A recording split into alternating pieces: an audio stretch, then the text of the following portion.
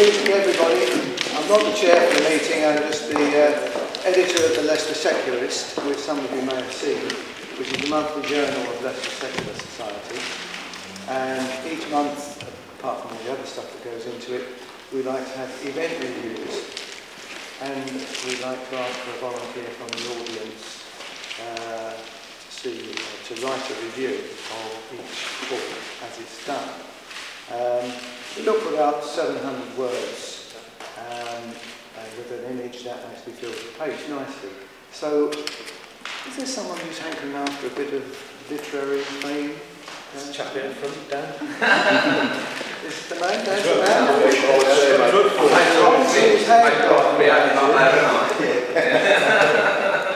Yeah, I'll do it. You will, that's great. What do you say? I'll put my email address down. Can you type it up? Just and email it to me. Yeah. Yeah, that's right. I'll speak to you afterwards about the contact details. Okay, thank you very much. That's great. Testing.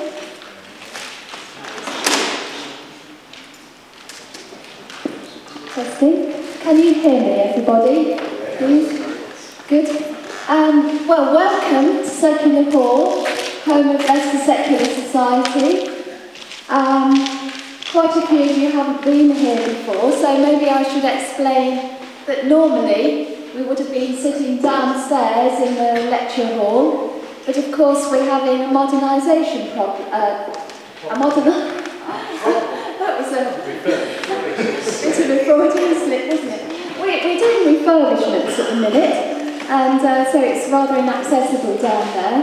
So that's why we're up here,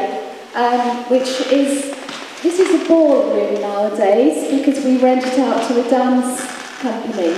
And that's why we've got all this on the floor. We need to protect the floor for the dance people. So, this building started life in 1881. The Secular Society itself started life in 1851 here in Leicester. It's got a long and glorious history. And, of course, you're all part of that now, because you're here. Do be careful, by the way, when you're walking on this stuff on the floor. It is a little bit slippy, so be careful. I think I'm just going to tell you about next week, before we talk about this week. And I think I'm going to turn this up a little bit. Okay. Right, next week we've got Alex Christianopoulos, I think that's how you pronounce it, and he's going to be talking about Leo Tolstoy and Christian anarchism. I'm sure you all know a lot about that already, and you'll find even more out about it next week.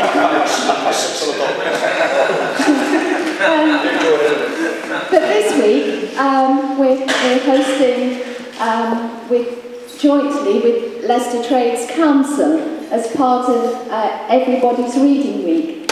So before I introduce the guests, I'm going to hand over to Peter Flack from the Trades Council. It's all right, I'll do that. I'm not from the Trades Council, I'm from Everybody's Reading, which is the unique community reading festival that we have in Leicester. Nobody else in the world has a community reading festival like we've got. I've been to, I think, most of the events that have taken place so far. The response we're getting from people is absolutely fantastic. I don't know if you've called into the railway station where we've got a pop-up library where you can literally walk up, take a book, take it home, go on the train, on the bus, whatever, but the books are all free and we'll be restocking that library throughout the week.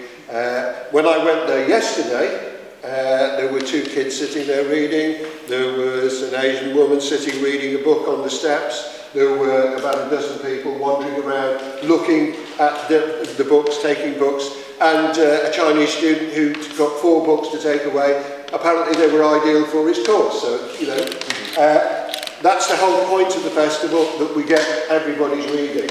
And from my point of view, I was with Riaz yesterday evening. It's a real privilege that we were able to get Riaz, who is a local author, lecturer, to come, because a community festival means all of the community, absolutely everybody. So I'm very proud that we've got this event tonight.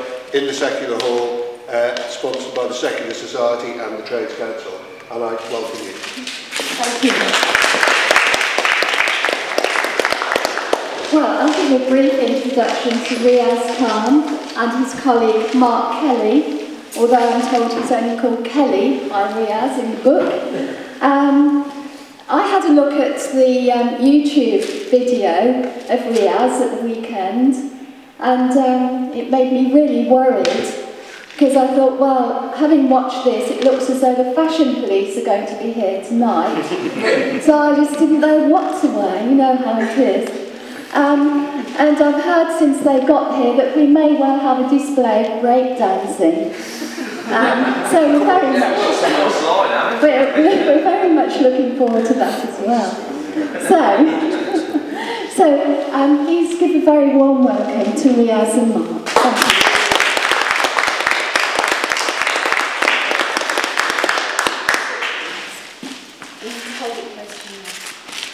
Everybody hear me? How's that doing? Everybody okay? Yeah. Right, I have to excuse because I've never done this before, so I'm a bit nervous. I mean, it's not like lecturing at a university or college, it's completely different. As you know, my name is Riaz Khan, this is Mark Kelly, a good friend of mine for about 30 odd years. I wrote this book. Why did I write this book? Basically, I wrote this book because I saw the rise of the EDL on the football terraces. And it alarmed me because, being an ex-football casual, I could see the numbers were growing and growing and growing. So I was really, really upset about this because we broke down a lot of barriers and a lot of walls to be accepted by the white working classes. So when I saw the rise of the EDL, I thought to myself, how can I tell them what, as a Muslim, that we are integrated into society? How do I tell them this? So I decided to write a book about my experience as a football hooligan, as a football casual. This is why I wrote the book, because of the EDL, the rise of the EDL. Just over there. Has everybody in the room managed to read the book, or do they know about it at all? No. I'm trying to pull my free copy out of it. So that's why it took 6 months to write it, interviewing various people, getting their views about what it was like being a football casual. It wasn't easy, because a lot of people want to be anonymous, some people don't want to go back to how they used to be, they don't want to talk about their experiences because it's just the past, they want to leave it in the past. Which is fine, because things that are in the past, you can leave them in the past. Some people are, that's not a problem. So, yeah, it took about 6 months to print, to write, and it took about 3 years to actually get it on the shelves. And when I did get it on the shelves, it was in HMV, it got to #1 for about 2-3 weeks, it was #1 on the HMV shelves, and then went bankrupt. So I didn't get paid. I didn't get paid at all, which is sod's law. What can you do? I book bankruptcy, yeah. So I've not been paid at all for the book since. So, but the thing is, it's a good thing it's out there. I'm happy it's out there. You know, I'm starting my second book as well now, so we'll see how that goes. That's about the biggest book itself, the white version, not the Asian version. So yeah, okay, a bit background about myself. Basically, my parents are from Afghanistan, Pakistan. My dad came here in 1958. He was in the Pakistani Navy, and he sort of jumped ship. He jumped ship and stayed in London for a few years, and Leicester as well. 5 or 6 years of that, getting any money from the government, living by himself, fending for himself. And because he didn't get any help from the benefit system or from the government, they gave him a passport, because he was self-sufficient. He did everything for himself. He worked hard, and in 1964 he got a British passport, 6 years later. And in 1964 he went back to Pakistan and got married to my mum, who came over a few months later. She came here very young, tender age 16, 17. Sorry. 16, 17, and she was alone, living in Highfields, didn't know anybody except my dad. Didn't know any English as well. No English, no friends, no relatives, nobody. And I was born a year later, end of 1965. And I was living in Highfields. And I was going to speak to Mark now to give a brief introduction about himself. I don't actually know where my father came here, but my father's an Anglo-Indian, and he came from Bombay, and the brother's English. So there was a bit of integration going on already, where Riaz's parents were both Muslims. My parents were actually mixed. Sorry, me and my brother are actually mixed race. This is right from the start.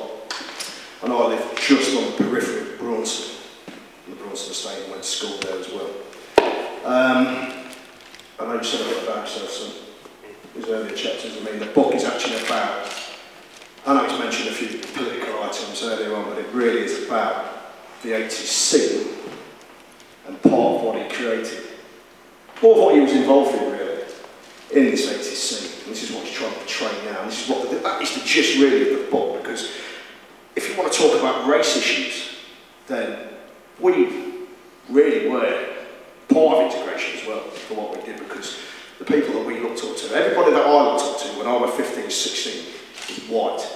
All of them. All the blokes. That's where it was with us, and that's what we wanted to be part of. And really what Riaz wrote, it's like a voyage of how we had to get into them and earn their trust. Obviously they used to call us black whatevers. And I don't really want to swear in from there. There's plenty of swearing in the book if you want to read that. I'm trying to keep the language down, but we know we were called out. We used to get called everything under the sun, didn't we? You know what I mean? He played himself, and I can pass for being quite light, really. I'm not going to tap. But we all got it. And I think that's what Riaz's book, this is the message he's trying to get across with this. And you've got a nice slide, haven't you? Well, the message was that we can integrate, that we're not the outside forces, we're not the fifth column, as some call us. This is a picture of my parents when they first came to Leicester and they lived in Highfields. You can see my brother there's got blonde hair, he had blue eyes, which was quite unusual for an Asian family to have. I mean, and we was picked on by the mixed race lads in Highfields because of it, which is unusual. I mean, you probably get picked on by the white lads, but it wasn't in Highfields. We got bullied by a lot of mixed race kids because we looked unusual for Asians. And growing up in Highfields was a nice area. A lot of different cultures, different races. You got Afro-Caribbeans, you had the Irish, you had the Poles, and you had the Indians, and the Pakistanis as well. Eventually, after a few years, my dad moved out, he got a bit more money, started saving up, working hard, long hours. We moved to Wixton Magna. And in Wixton Magna, we never got any racism at all, none whatsoever, which was a predominantly white area. I didn't get called, any of the names I got called in Russian. And when I moved to Russian in 1977, this is when I experienced racism for the first time. I mean, I saw things on the wall which was like Vox out, NF. Yeah, I don't know. It's not me. Hang on a second. Yeah, here we go. Paki's out, Vox out. Loads of things. Loads of sort of Nazis rule. All kinds of different, slogans which were very derogatory towards Asians and blacks.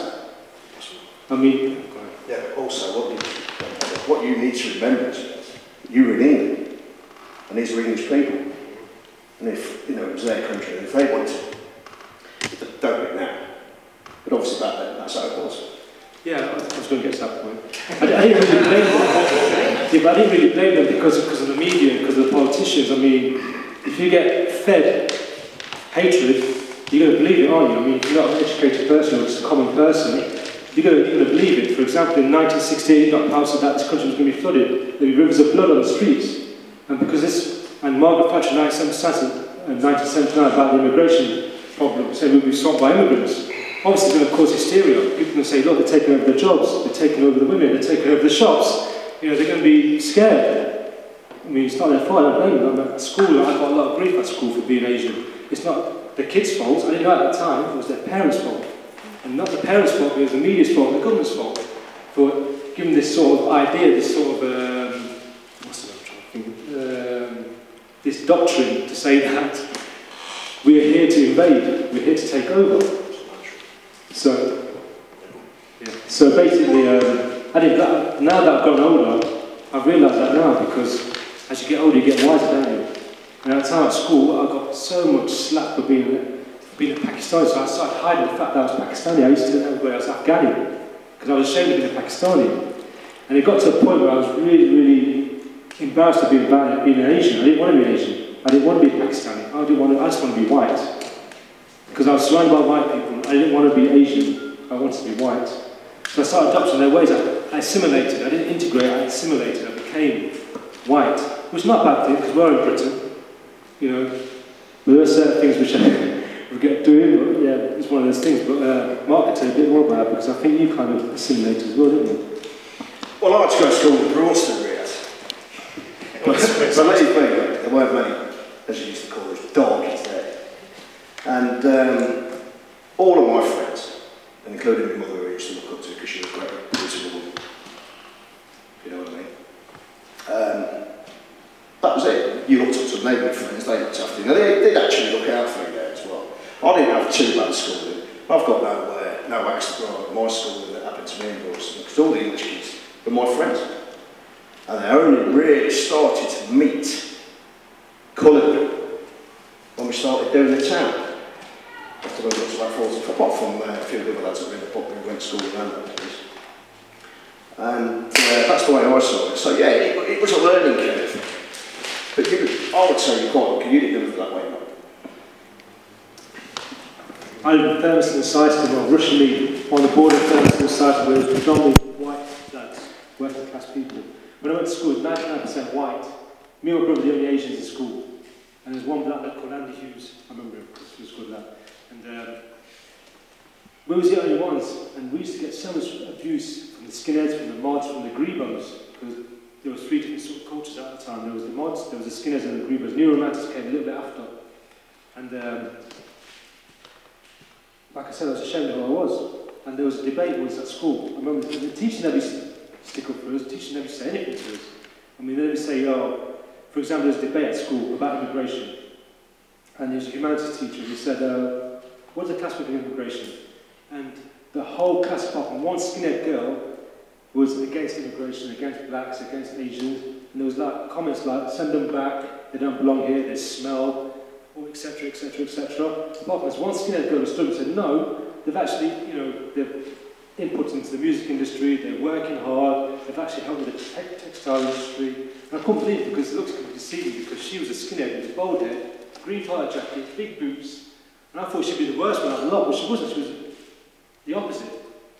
And the humanities teacher stood there smiling, he didn't even defend, you know, he didn't even give any positive comments or anything, he just stood there smiling in agreement to them. And I didn't say anything because I was a coward, I was scared of that because I was the only Asian in school in my class, so I couldn't say I wasn't outspoken, I wasn't well spoken, and I was, you know, I was always put down a lot, so I couldn't really defend myself in that way. So I wish I did, I wish I stood and said, look, you're wrong, my dad works 12 hours a day, my mum works 17 hours a day, but I didn't, you know, because I didn't have the guts to say anything. And yeah, it was like all the way through school. All the way through school, I was scruffy, I was skinny, I didn't really fit in because the lads at school were well dressed. I mean, they was either dressed like mods, dressed like new romantics, or dressed like, you know, skinheads. I was neither anything. I used to have shit catchers, these baggy trousers with like big pockets on the side, and big collars, horrible hairstyle. That's what they're called, shit catchers. I compensate for it now. Yeah. And, so I was like, until I left school. I left school with this notion that I was thick, because the teachers told me that I was thick. They said, you are thick, you're not going to get anywhere in life. They made us do some sort of aptitude test, and I got 40 out of 100, something ridiculous like that. And they said, right, you're going to be a factory worker. You're not going to do anything else in your life. You might as well give up now. So with this in my head, obviously, lack of confidence, lack of brains, I left school with that sort of notion in my head, thinking I'm going to be stupid, I've got nothing else to do. What about you? So what I say, I would say we had the best education in Braunston that was given to men, or man or women, sorry. But I thought my education was quite dumbed down. Plus, I'm not going to say the same thing as you, mate. Because obviously you didn't want to be outspoken or anything, but I did get it with the wrong crowd anyway. So that would be a mistake on my part. So I can't really comment on any education that I have. But I'll say the same as him. I started out again later in my life and re-educated yourself, which is what the country's good for, because it does give you a chance to do that. So you can actually make something of yourself. So you actually left school thinking you was a nobody, right? And you was forced into that, being the only Muslim person around there. You came out, re-educate yourself, and now you went down there quite an important job. So I wouldn't say that important. I wouldn't say that important. But yeah, like I said, I left school. I wasn't a Muslim, I wasn't a practicing Muslim. I was completely the opposite, to be honest with you, because I wasn't taught about my religion or anything. It was shoved down my throat. At the madrasas and stuff, they used to beat us for making mistakes. that's how bad it was. You just shove it down our throats. That's a fact. Don't do it now because you know, because of rights and stuff like that. At the time, it was tough. I didn't want to be a Muslim. No, far from it. But you learn these things later on. And left school. I went to college, but I was forced to go to college by my dad. I didn't want to go to college, but he forced me to educate, because that's what Asians are about. They weren't about anything else. It was just about education, get a good job. Be a solicitor, be a doctor, be an engineer, be this, be that. So I can be proud of you. Go back to my country and tell everybody I'm a doctor. Well, my son is a doctor, or he's an engineer, or he's a pilot, or etc, etc. But I didn't want that, because the teacher's already told me that I was thick and stupid anyway. So I thought, I can't do this. But I was forced to go to college, so I did go to college. Went to college to resit my O-levels, because there were O-levels at that time, not GCSEs. And I got into the wrong crowd. I met Asian gangs, which I never had experience with before. Never met any other Asian gangs or any sort of gangs in my life until I went to college. And I met loads of different gangs. And I started getting involved with gangs. And I think what got me involved in the gangs was the film which I saw. It was called, The Warriors. Now this film here, I think it was a pivotal moment for UK gangs. I think it sort of created all these different gangs up and down the country. It came out in 1979, 1980 on Pirate Video. I remember watching it in London. And it's an American film, yeah, of course. Yeah, it's an American film. It's a classic. You have to watch it. The uncut version. Has anybody seen the one out? Yeah. You never seen Warriors? What did you think? What did you think? Yeah, is it on the pulse? Yeah. Did you watch it recently or as a kid? As a kid, and I've seen it recently, and I showed my mate recently as well. Anyone else seen the film Warriors? What did you think of it? I thought it was brilliant. Brilliant. Yeah. Absolutely. And I still can remember the Warriors. This film was, I think this film showed multiculturalism like I've never seen before, because you had gangs that are mixed. You had skinheads that had blacks and whites in it, which was, I thought, hey, black skinheads, what's going on there? You know, 1979, 1980, and you had other gangs that had black and white members and Mexican members. I thought, that's not, that isn't the reality, no way. Because in Britain, it wasn't like that. You had white gangs and you had black gangs, you had Asian gangs. Okay, you had some Asian black gang members, and sometimes they mixed together, but it was predominantly white gangs, Asian gangs, or black gangs. I mean, there weren't Asian gangs at all. There was only one gang that sort of rise from this film. They were called the Sattler Gang, which were around in the late 70s from a football team. Used to fight against, you know, skinheads and even blacks. Used to fight against blacks as well, because in Haifa there was a lot of problems with the Asians and blacks at that time, until they started getting together because of the outside forces coming in. And this film sort of blew my head off. I wanted to be in a big gang. I just wanted to be in a big gang. I wanted to be part of a big gang. So when I got to college, I saw all these different gangs everywhere, so I started joining these gangs, walking around town thinking I was really hard, and I wasn't. I was soft as shite, walking around giving the big in, you know, thinking I was really hard, but I wasn't. And it was when I went to start hanging around the Haymarket, I saw this gang. I saw a gang of casuals walk past me. There were about 10 of them, led by a black lad. It was a Rasta, and I won't say his name.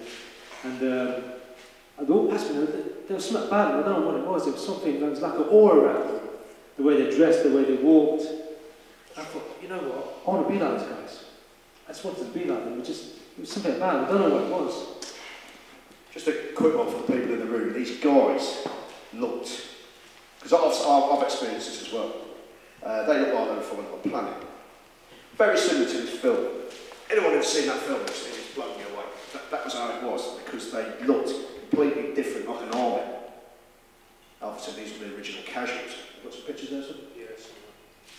Well, they had tracksuit tops and hats and everything, and it's completely. All we ever used to know was the skinheads with the green, with the crommies and the flying jackets, and the Doc Martin boots. But these guys, well, obviously, they've got them on the bottom right there.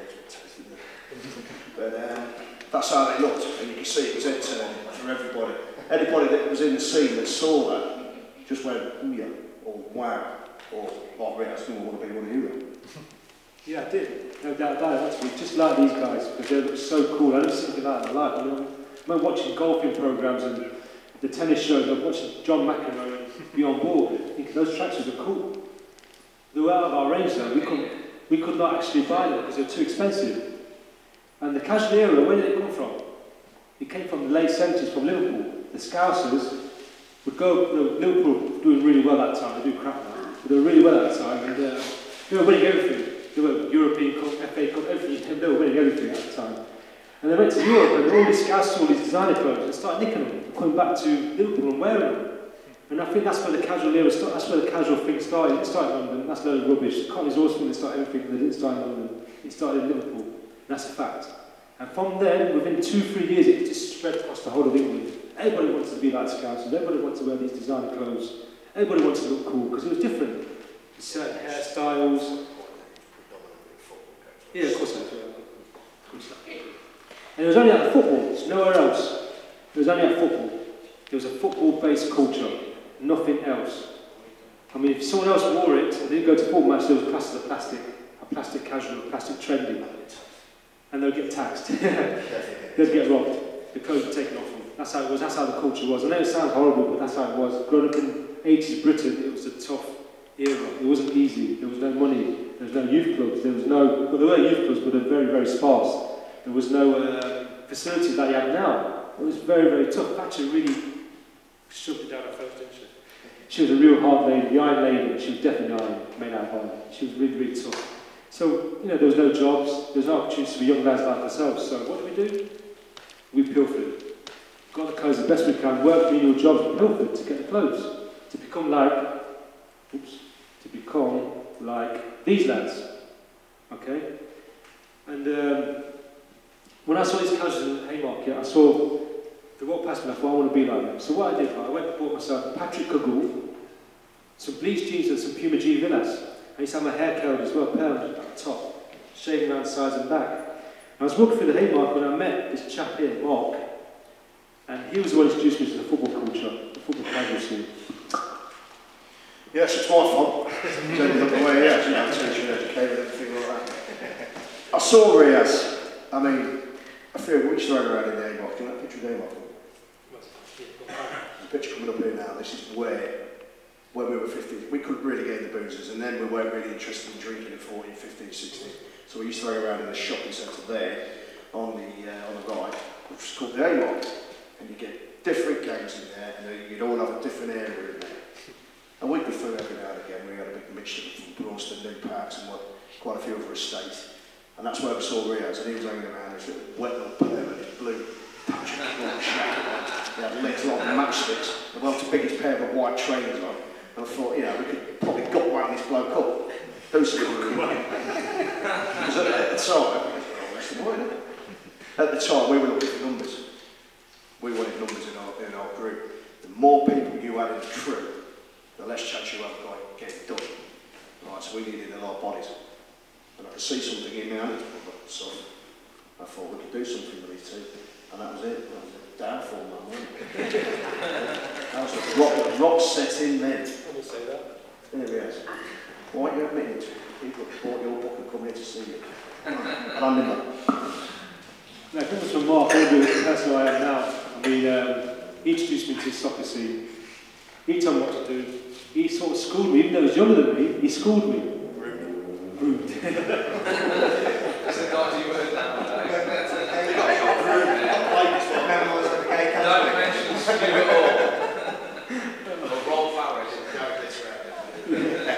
Yeah. So he introduced me to this culture, I never knew about it. And you know what, I loved it. I went to my first match and I loved it. I loved the buzz, the atmosphere, 20,000 people screaming at the referee, calling him a wanker, all the rest of it, excuse the French. And you know, just the buzz, it was just completely different. And then part of this culture was actually having a fight with other gangs that were similar-minded. And that just took to the next level, didn't it? I mean, it was just an adrenaline rush that I've never felt in my life. I mean, for the first year, I was running a lot. I was scared, you know, I was 17 years old, big men chasing after me, get the packet, get the black bastard. We could do the advert for Nike, you know. It was just the first year or so, because it was like teaming problems. We was like young and we didn't know what we was doing. Most of the time, we was running a lot. It was great fun though. I mean, I'm not trying to glamorise it. We did, yeah, like 5-6 days of training. That's why it looks like Mo Farah now. The thing is, I'm not trying to glamorise it, just something that we was doing at the time. I mean, I won't do it now, because it's ridiculous doing it now, because I'm too old for it now. Things have changed now, everything's changed. The the atmosphere, the culture, everything's different now. But at that time, we had nothing better to do. I think we was just trying to hit out that establishment, hit out the old build, hit out Thatcher, because there was no way of doing anything. We couldn't fight against her. And the only way we could do is just to vent our anger out on opposing fans. Not just any old fans, I mean opposing casuals. I mean, that's the only way we can vent our anger out, because we were so frustrated with our lives. And this was like an escape for us. It was escapism. That's quite a lot of fun, actually. But then it turned into a bit of a cult. You see, what happened was you get a group of lads and put them in a mix, and they start wanting to do a little bit more. So the first couple of seasons, yeah, we were like that film Slumdog when we were there, weren't we? Then you get a bit older, get more streetwise, you get a bit on you start looking up to the older kids that are doing it, who are doing all the banging and everything, and then you start wanting to do that. Then the also being the groundbreakers in that sort of role where we got into it, and that was the buzz, along with the dressing, and then you had the social scene that went with it as well. You went in, you had your own boozers in the town, and other people needed to go in there, and it was like a big club thing in the end. And obviously there used to be women as well, and whatever. And it became a proper city. It was a scene, and that scene happened in every single big city and smaller cities up and down the UK. But we were really in Leicester. But what you had to look at with Leicester is, and the point of the rest of the book was there was more blacks, more coloured faces, more mixed race people, and we stood out more. I mean, I could tell you some things that we were cut down on the ground there, but you just get Everton fans walking around, with that geezer that was going like 59, 60 packages I've seen already. You know what I mean? Then they walk halfway around the ground. I used to feel sorry for this. I used to feel sorry for the English kids, from Leicester, because, you know, they used to get called just a town from the package. And, Leeds fans think that now. Yeah. So, in my opinion, an English Leicester player was one of the hardest players give me. Because they had to contend with that and everything else that was going on. But yeah, it was a scene of which you started to rise. You and your brother, don't forget his brother as well, because his brother features quite heavily in the book. Started to rise up in it and bringing your own rules. Well, there were a couple of other Asian lads that were older than us that were part of the scene before us, but they were the token Asians, if you get what I mean, because they never really mixed with the other Asian lads. They mixed with me, Mark, and the rest of us. They sort of kept themselves to themselves. They were older than us, they were part of the mix from the early 80s. They were before us, they came around before us, but they never really mixed with us. And it was hard work being an Asian or being a black lad and getting into the football scene. If it wasn't for our leader with the locks, who introduced all the gangs around the Leicester area, Highfields and St Matthews, I think we wouldn't have been accepted at all. If it wasn't for that person with the locks, the Rasta. And it wasn't for him, I don't think we would be accepted. Because it was harder, because these lads, you have to remember, these casual skinheads, they were Nazis, they were packy bashers. They used to go around beating up packies just for the fun of it, because that's what it was, the culture was at the time, was let's go and beat up packies or blacks. And they used to drive around in vans, and picking up the odd Asian guy, filling them in, throwing them out of the van. That's what they used to do around Greenway Road and certain parts of Edmonton, the Highfields. And you have to think that these lads, they did accept us straight away because they still had that notion of packies. Packies are not like supposed to be like, because they like go to college and they work hard and they work in factories and they smell, they don't talk like us. So for me and Mark and my brother and the other Asian lads that came into it, it was really, really difficult. And we had one gang of Asians, they were called the Wongs, and they were the outside gang. They used to come to football, they were good scrappers, they were fighters, but no one really accepted them because of the way they dressed and the way they acted. The baby squad used to have little infights, there used to be lots of infights with the baby squad and the Wongs, because they could not integrate with the baby squad. And also, they couldn't integrate with us, because we had no enterprise with them, so we did. They were quite a violent gang, weren't they? Always had it for them. Yeah, and they obviously did like the fact that we could. Me and Riaz were better at mixing with English people than they could ever do. There's a lot of jealousy there, and it did fall back on us there. Why do you think you mixed that with English compared to that? Because we went to school for the white lads, we knew the mentality. We had English friends, they stuck together. We were a clique. They stuck together and they didn't really want to mix with anybody outside. They saw them as threats, hacky bashes and all that. Whereas me and him, we wanted white friends. So true, we didn't want white friends. I had loads of white friends at school anyway, but I wanted more white friends who were well dressed. And I wanted to be part of it, I wanted to be part of the scene. I wanted to be I want to be like a well-known person. So did Mark. We want to be like well-known around town. Because we were nobody. I was nobody at school. I was, like I said to you before, I had no confidence until I joined this casual culture. I became boisterous. I became loud. I had lots of testosterone. You know, I just wanted to be a part of it. I wanted to be known in town. I wasn't a top boy. I was just a normal lad. I was never a top boy. Nor was Mark. We're just normal lads that got into it. We can't say we're top lads. No chance. We weren't fighters like the top lads were. I mean, we were just normal lads that got into it. Okay, we built our way up slowly, gradually. Everybody got to know us, but we were never top lads. As in, you know, top lads that we know of. What do you think? Name anybody like that, because people want to stay anonymous, but obviously if you look on your bottom right on the screen, you'll see Dizzy wrestling there, don't worry. Is that wrestle kitchen there? But yeah, I mean, there was a core of people. I mean, I could name you 10. This is the sort of like you put up the front, it would take about 5 or 6 men on. No problem. And that's the sort of person you wanted as your friend. And we got into people like that. And a couple of them were black. Originally, it was all English lads. We used to call them bangers and steamers, didn't we? Yeah, steamers. And I think the best ones really were from Thurn Village, New Parks and Rules. Yeah, definitely. In all honesty. And we had a bit about worship for a bit or something, you know what I mean?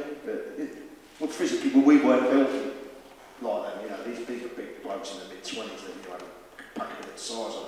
We were just a couple of skinny rooflets, weren't we? Obviously not now. At the time, there were different gangs in the day. You had guys from, we used to call them the market traders, the steamers. They were older than us, and they were some nut jobs. And we always had to have them there because without those guys, I don't think that's a proper firm, because they were older than us and more experienced than us. Then we had the lads from Highfields who were known as troopers. They were like a mixed bunch of lads. They were from Highfields, St. Peter's Estate. They used to come along as well. Then you had the gangs from Thurn Lodge and Netherall and Oadby. Of all the places, Oadby, a posh area, Oadby, we used to have a few lads that used to come from Oadby. Then you had lads from St. Matthew's, the MMA. You had lads from St. Mark's, Rushmead, that's me, my brother over there. Narber Road. People from out of town as well, from places like Enderby, Hinckley, Colville. All from all over the town used to come down to football and join together as one under the umbrella of the Baby Squad. And the Baby Squad was first created in 1982, I believe. They were called the 60 Flicks originally, because all our flick heads, there were 60 of them. And after the Highfields riots, I think it was 81, or 82, I think it was 81. Highfields riots, they all got together after the Highfield riots. That's right, they were called the 60 Flicks. That's what they were called first. Yeah, they're called, yes, sure. Sorry to interrupt. You seem to jump over the steamers all the time, like the steamers were nobody. No. The steamers weren't just like drunks. There were steamers, and there won't be Baby Squad without the steamers. Definitely. The steamers were like the first official Leicester hooligans. Right, okay. They weren't the casuals though, were they? The first casuals. They were the first hooligans. First casuals. Mitchell, Fletcher and me were the steamers. Yeah. That's what I said. What year was that then, Sean? 81? About 81, son, yeah? About 81, was it? Early 80s. Snooty Fox. Yeah, we'll get to that, mate. That's what I said. Without the steamers, Leicester would have a firm. That's what I was saying. I did, actually, I did. So did they. Put it in the next one. I'll interview you later. You're in the next one. I better be in the next one. You're like I said. I can't put you in. Tell us about the lances. We'll have questions when they've finished their presentation. No, like I said before, without the steamers, Leicester would have a firm. He's absolutely right, Sean's absolutely right. Without the steamers, we'd never be a firm. Never, because we was all young lads, they were older than us. About 3 or 4 years, so they're big. Someone has to move. Yeah, and they were the lead. And they were good lads to have around, you know what I mean? Because without them, we wouldn't be a firm that we were. So like I said, we had different gangs within the Baby Squad itself. And on a Saturday afternoon and Wednesday night, we all got together. We didn't care what colour it was, because other firms were up and down the country, they weren't mixed race like us, they had different colours and different nationalities. If you go down south, for example, you'd be at Portsmouth, for example, you get probably one black lad. If you go to Newcastle, I don't really see any black lads there, to be honest with you. Sunderland, yeah. There's all be all white, majority white. If you come to Leicester or even Birmingham, you get a mixed bunch of lads, black, white and Asian. I don't know about Birmingham, I didn't see no Asian lads in Birmingham, it was either black or white. But Leicester, we had a different mix. We had Asian, black and white, which was a first. No one else had it in the country. That's what the Leicester firm was very, very unique. It was unique. It was like one big firm, and because of this, a lot of Asians around town felt safe. They could walk around town without getting filled in anymore, without being bullied, without being battered because of who they were, because of people that went to the football, because of our efforts to mix with the white population. Asian guys in town got a ticket to go into town without getting filled in because they're Asian, which was a good thing about this culture. I mean, it brought people together. It broke down a lot of barriers. I don't know any other culture that did that. The skinhead culture didn't do that. The mods didn't do that. The rockers didn't do that. The rave scene did, but that came afterwards. The casual culture was the one that broke all the barriers down. This was the first in the whole of British society, I believe. What do you reckon? Why? Yeah, I totally agree with that. I totally agree with it because, like you said, going back from the 70s and 60s and 70s, it was an English thing, it was skinheads and things like that. Then it changed, the casual scene came out, and people who were coming to this country in the 70s had been through the schooling system and that were then maturing around the mid-80s as well, which then put more bodies on the streets. And it did look, by, I don't know, 1987, 1988, you had about 300 people around the clock tower. It did look a bit like that scene from Memoirs. Absolutely, straight up. Because because in the early days, in the, like 85, we used to sit there and wait for all the old school to get out of the pub. You know, because they like to drink for a fucking lot, for them smashing his face, and they'll be waiting for them, all be out scouting, you know, they'd sniff around in that. As soon as they came out, then you knew you were going to get some action. Yeah. Spot on. I think the people took over for me was when we went Skegness away in 1984, it was a bank holiday, and all these casuals that were skinheads before, I got into a bit of a ding-dong with some skinheads, and one of them smacked me in the head with a metal bar and had stitches and stuff. And there was loads of them. They came out at bank holidays, like a bank holiday haunt there. Loads of skinheads would go there just for the day out, and we went there as well. 2 coaches of us. And as I was getting beaten by the skinheads, the baby squad piled out to the pub and started fighting these skinheads. And these casuals were ex-skinheads. You've got to take in mind that they were skinheads before. And when I was in the ambulance, all I could see was the baby squad zig-heiling these skinheads. Zig-heil, zig-heil, zig-heil. And I was like, that was at the moment for me to think, we've been accepted. We have actually been accepted now because they were zig-heiling these skinheads and they were skinheads themselves. So attitudes have changed. It was an amazing moment for me because I was in that ambulance. I was in the ambulance, looking out the window, with a thing around my head. I was like, wow! It just blew my head off because. Yeah, it was like a turtle actually. Yeah, so that was a bit of a that's why we've been accepted. All these white lads are actually accepted us now because what I saw with my own eyes, there was zig-heiling these skinheads and they were beating up as well at the same time, which was absolutely. Just an amazing moment for me. What about you? Yeah, I think that was a bit of a game changer for you, weren't it? Like I looked at you. But people of any human nature will accept anyone if they're gay. And don't forget, there was also taking the piss out of skinheads, because skinheads were not cool then anymore, were they? If he was cool, he was a casual. So there was a bit of both there. But yeah, I mean, you went there off your own back a few of your arc, and you were one of them. And it's things like that that does make it change your outlook. Thinks that you're in there, thinks you've got a bit of an insight into their world. And if you want to be in their world, that's the way you've got to do it. You've got to go out and prove yourself. Yeah, if it's just fetching drinks and stuff like that, well, just sticking the boot in when somebody's down because they put somebody down. That's what got you accepted, and that's what you was interested in. That's embarrassing. Look at these pictures on here. I couldn't even see myself there. I've been running the other way, I tell you. But that's how it was. And it was quite exciting, as you can see by the 2 chaps on the left at the top. Chelsea West Ham. The thing with football violence, you don't have to fight to be a football hooligan. Because a lot of people didn't fight. Like I said, like Sean said in the background, the Steamers that did all the fighting, there's about 10, 20 of them. And what would happen is the 2 opposing gangs would meet, and it'd be like, the best fighters would go to the front, and they'll fight each other. And whoever was winning, the rest would join in. It was a coward's way to fight, I suppose it was. That's how it was. You couldn't get everybody in the front, could you? No, it would be the select few at the front. It used to be the older lot the market traders and the steamers, wearing the sheepskin jackets. And they were the ones that were fighting. And those guys were just standing there waiting, who's winning, who's winning. And as soon as we see the lads are getting the advantage, we'd go straight in. It was like a cow's way out. I suppose it was. I can't say it wasn't, it was, because we was only 17, 18, and we let the big boys do it first. And as we got older, we started breaking away, doing our own little thing. We started finding our own little battles, little gangs here and there, because we learned from the best. We learned how to do it. Go there, get the boot in, run out, without getting hurt. That's how it was. Sometimes you're going to get hurt. You can run in there, punch, kick, run away, without getting hurt. Well, that's how it was. Well, get arrested as well, yeah. It was just the hardcore element that used to go in there and carry on fighting, even though they got the crap kicked out of them, they'd still be fighting. We didn't want to do that. Don't forget that, because there's about 20 guys kicking your head in, forget that. That wasn't for me. I'd go in there, fight, come running out. These lads were from tough estates anyway, they were bred that way anyway, they probably come from, they probably had brothers and stuff, and they'd known violence from a very early age anyway, so they were used to that situation, that territory. But that then provided you with a school, almost like an apprenticeship for yourself, for you to get involved in have a taste of it. And he's right, you didn't have to do anything, they just couldn't do it for you. We used to be, I mean, we won't mention the age, it's right, taste it, but just straight in.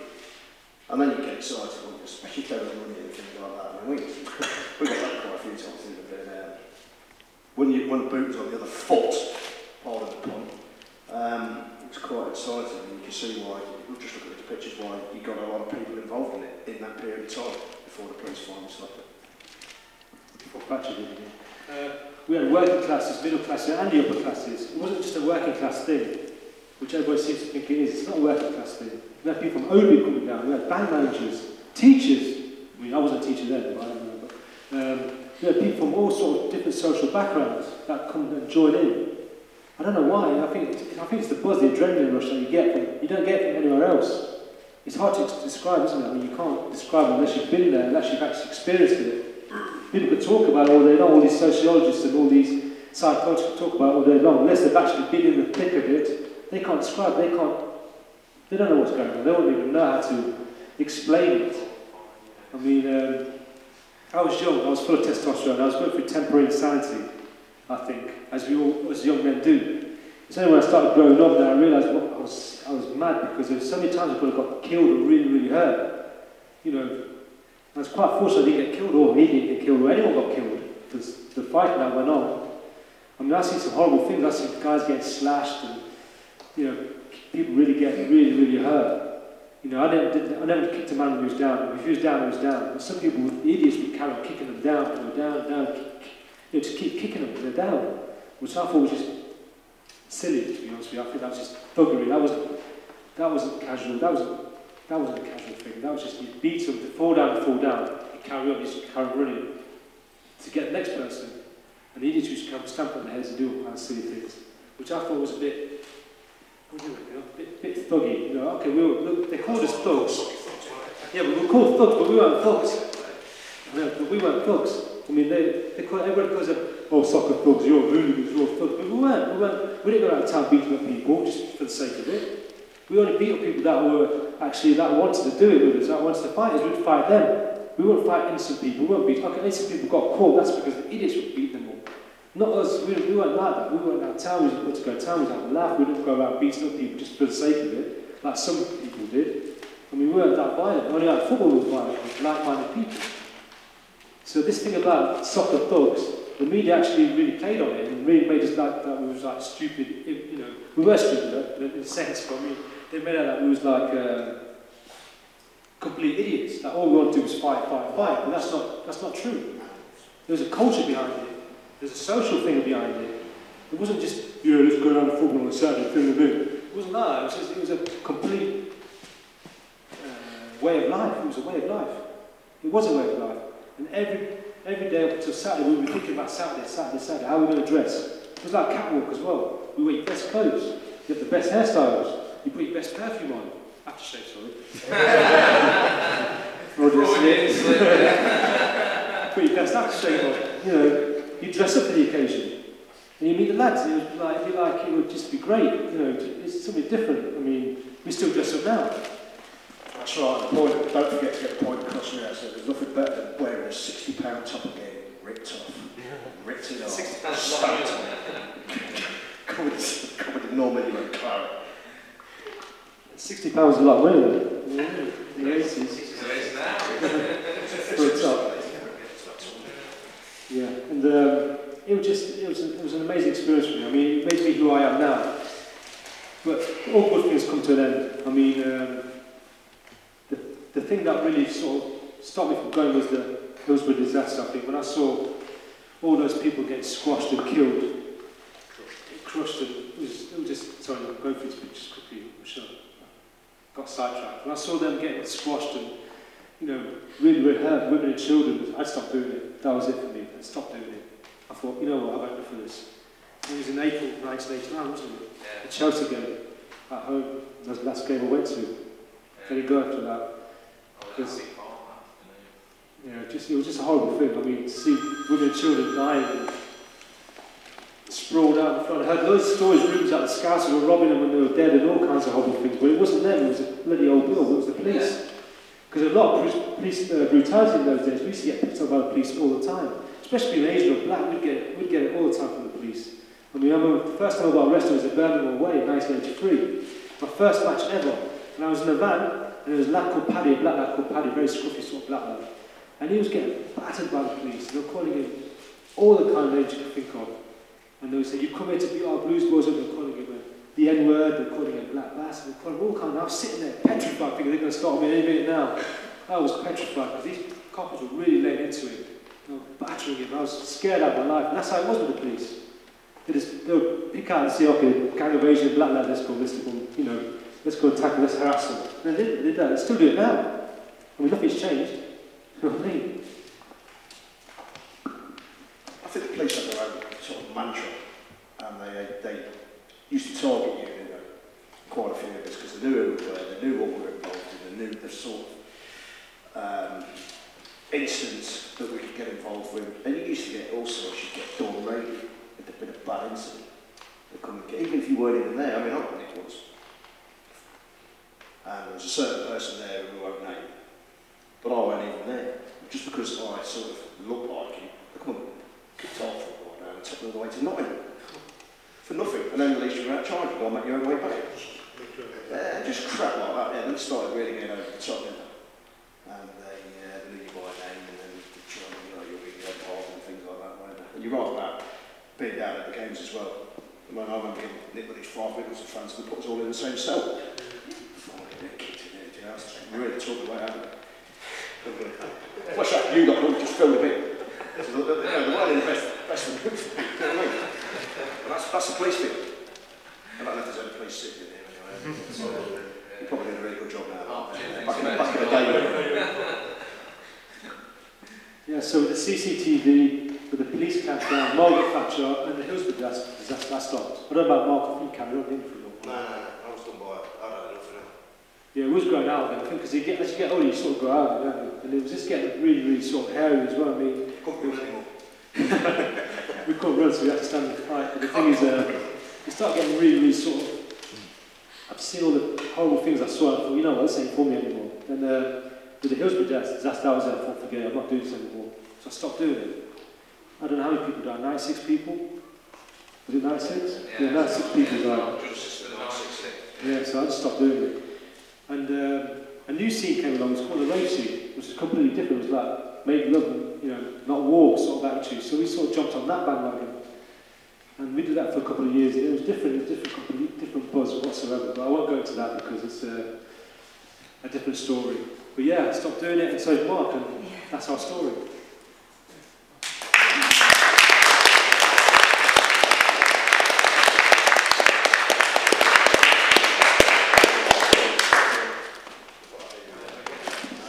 No, we'll take the question. Do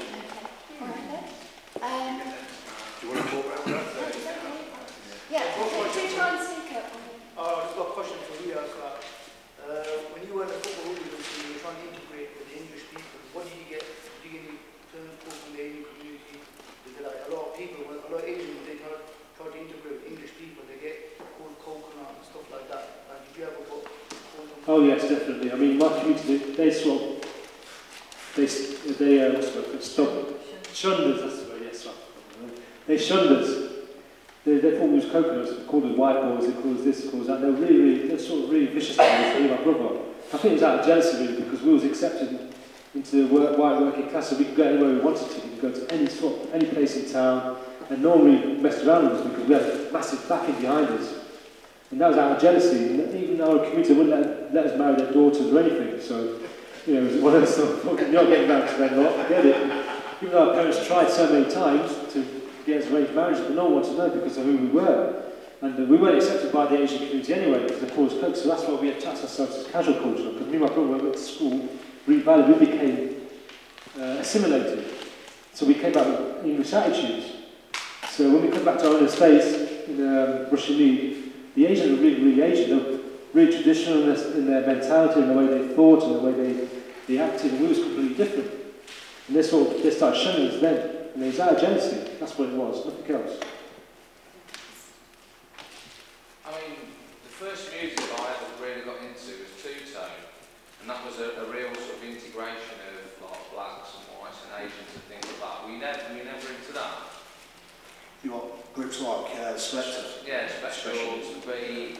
I mean, the Madness were like all white. Just a bit before our time, mate. Yes, I'm 43, so I'm a bit older than you. I was at school. But Yeah, it wasn't, yeah, that's what I mean. It's yeah, when we were 15, started to dress and that's the stuff. thing that I was really, really into when I was about 10. You know, I used to go to school in a pork pie hat and like braces and things like that. Well, my dad did buy me a Harrington, and I was into specials and Selector and stuff like that, but it was different. I mean, I was more into soul and jazz funk more than I liked the two-tone stuff, but I couldn't dress like it because I couldn't afford it. Even though I had an Harrington jacket I've still got Harrington. and my desert boots and two-tone night down the donkey on Is Thursday. it hard? Yeah. The thing is, I did like that scene, but it wasn't for me. I mean, I was more into jazz funk and soul. I mean, I thought that was a great thing in that it was sort of multicultural. It was black and white. There was no Asians. Shoving it down the throat. And like you look at a group like UB40, half of them white lads, half of them black lads. Yeah. You know, they were just mates.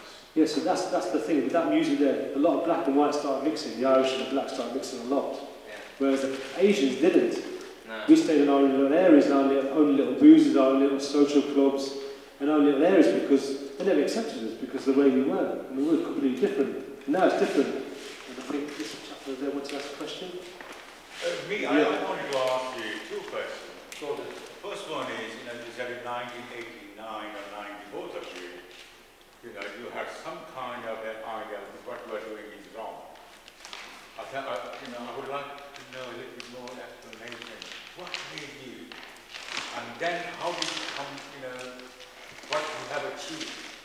I mean, it takes a long time for you to explain that. But secondly, I started teaching in 1966 in Mandela.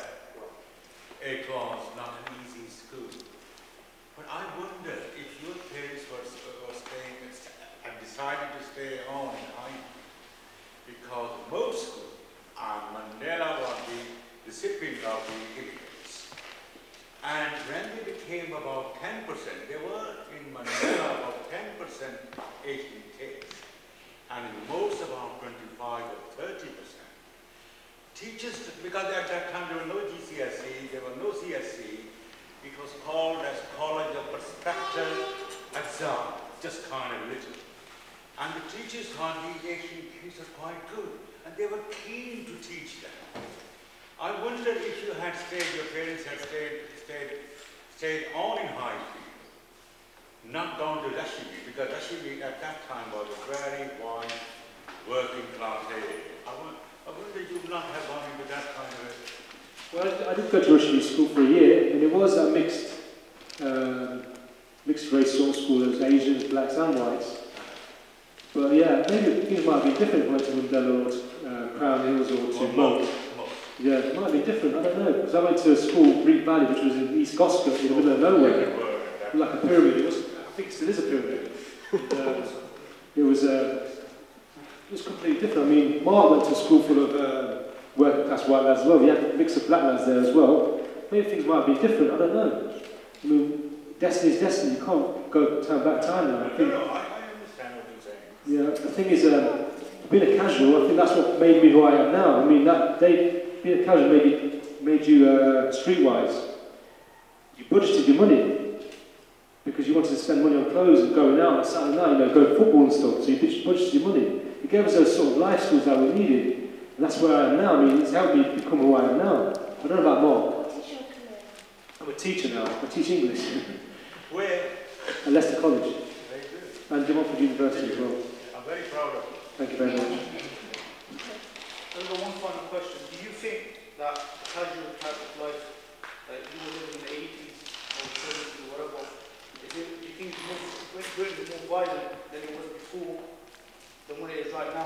Like the way the American kind of gang culture which has come across to Britain, do you think it's more violent? Yeah, it's more violent now. It's rubbish, isn't it?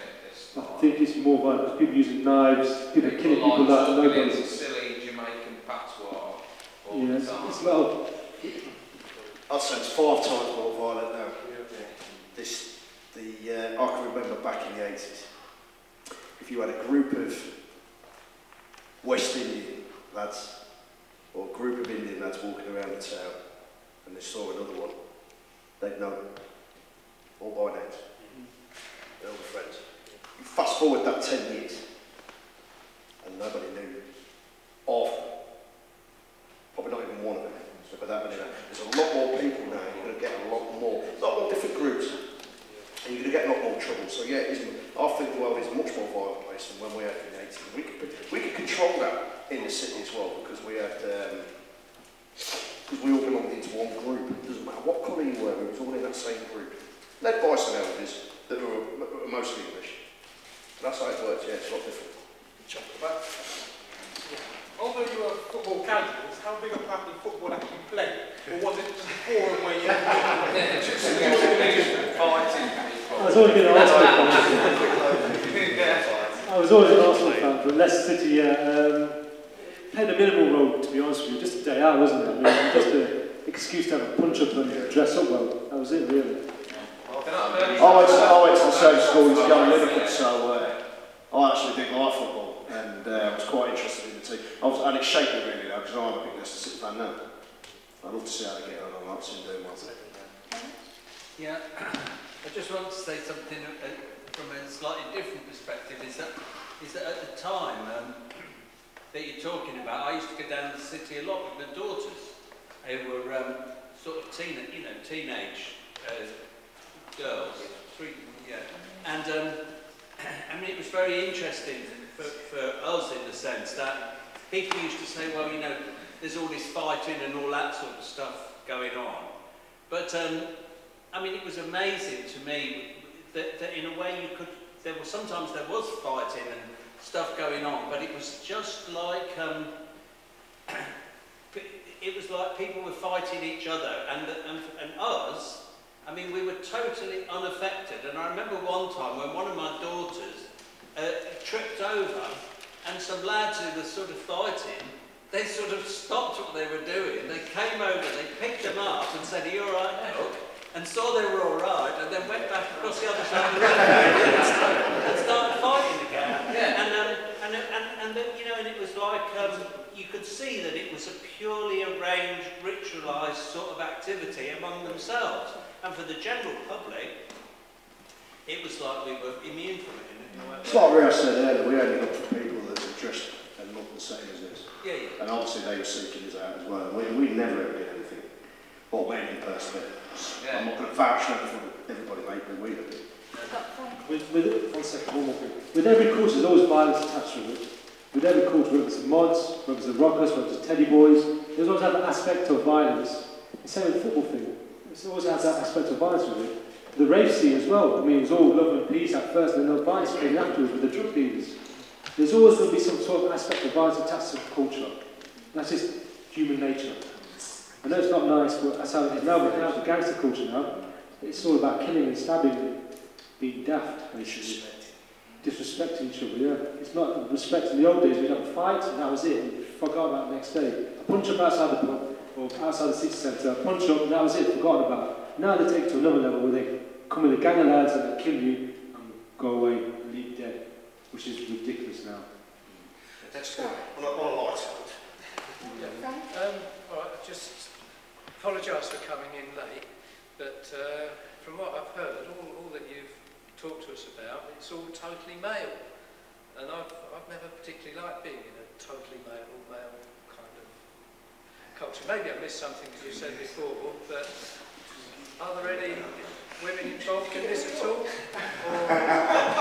Or are they just there for the TLC afterwards? Have we got gender equality in violence? No, there were female casuals, there were definitely. We like our women to be just be in the pubs and the nightclubs after the game, mate. No, there were. Yeah, there was a few. Of course there was a few there, but that means I'll never have much exposure to it, mate. telling her where she's got to be. No, it wasn't that, because there were some tough girls, as Sean probably Go on, mate. Loads of squadettes. Squadettes. Yeah, squadettes. Yeah, there was loads. And they did actually get stuck in as well. And they did get stuck in as well. There's one called, I won't say her name, but she was like a bloke and she was hard as nails. So did they pick on From a Boston, yeah. Did they pick on other girls? No, they picked on blokes. I remember watching a Leicester game against QPR in 1979 at Christmas, and it was in the old days when East Stand Block T was the home part of the ground instead of the away bit, which it ended up being. And the QPR fans were throwing coins into our end, and I was getting hit with coins, and my dad was stood around like a plant because he didn't know what was going on because his lights off the shy, and some massive big skinhead picked me up, grabbed hold of me, took me to the back of the stand and stood me there, so I was out of the way. And I just thought, what a cracking thing to do. So we weren't complete folks, were we? You always get used to kindness. You always get used to kindness, definitely. But that stays with me forever. Like my dad was sort of like this big skinhead in like a denim jacket.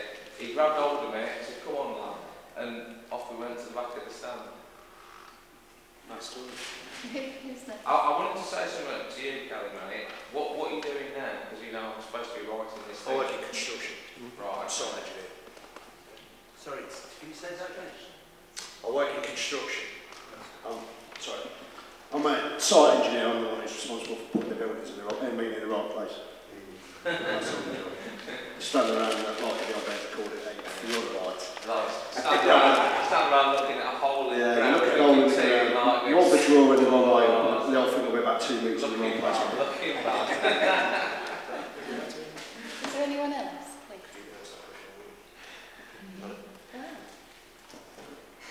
Wow, don't know what to say to you. I mean, you live in a city your whole life, and then one night, several decades later, you realise you hadn't got a clue what was going on all the time. It's fantastic. No. But, it's like you said, he's put it in his book. Yes, do we have copies of the book here tonight? No. Okay. Right. Well, but they are available there in the shops in this. Waterstones. Countdown books online. I think they've got them HMV as well, I'm not sure, but I don't trust HMV. Okay, so we need to look online. But the second edition is going to come out soon, which has got no errors, no grammatical errors, no spelling mistakes.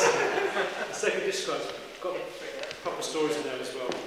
So that should be coming out very, very soon. I'm doing a second book as well about the baby squad, which I'm going to interview my man in the corner over there one day, very, very soon, I'll take your number, and some other lads. It's going to be the English version, not from the Asian man's eyes, from the English man's eyes. And it's not going to be about violence, it's not going to be about, it's going to be about the social side of it, why they got into it. It's going to be funny, it's going to be humorous, it's going to be sad as well.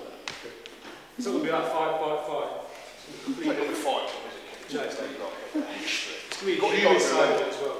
We were like a sub genre of these guys.